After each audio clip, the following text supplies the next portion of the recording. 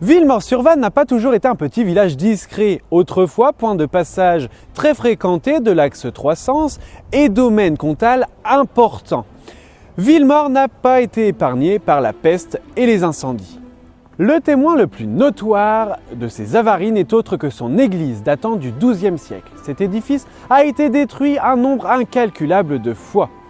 Malgré le manque quasi permanent de moyens, il a heureusement survécu jusqu'à nos jours.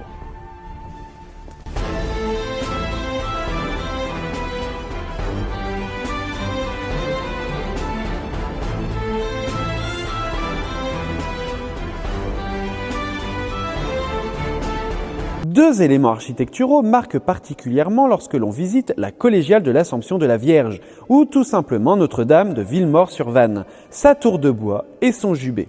Actuellement devenu le clocher, anciennement le beffroi, construit sous l'initiative de Thibaut le Chansonnier et reconstruit au XVIe siècle. Il adopte un style très nordique, tout en bois avec des toits successifs qui se superposent comme ceux des Stavkirk.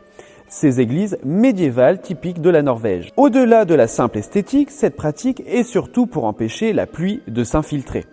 Un devis émis en 1846 nous apprend qu'on trouve à l'époque que cette masse grossière départ du reste du monument et qu'on voudrait bien la faire démolir. L'échangeur, architecte de l'époque, n'obtiendra pas gain de cause faute de financement. Le saviez-vous? Ici, les cloches aiment qu'on les appelle par leur prénom. Éléonie François Savine, Marie-Anne Théodorine et Thérèse Louis-Marie ont ainsi été baptisées par d'illustres parrains et marraines, tout comme Marie-Louise Armande Françoise, ainsi nommée en hommage au noble Louis-Armand de La Rochefoucauld. Voici maintenant la pièce maîtresse de cette modeste église, le jubé. Datant de 1521, monté tout en bois de chêne sculpté et mélangeant style gothique et renaissance, ce jubé est considéré comme l'un des plus beaux d'Europe. Les sculptures des bas-reliefs sont inspirées par l'art germanique, notamment par les estampes d'Albrecht Dürer et de Martin Schongauer.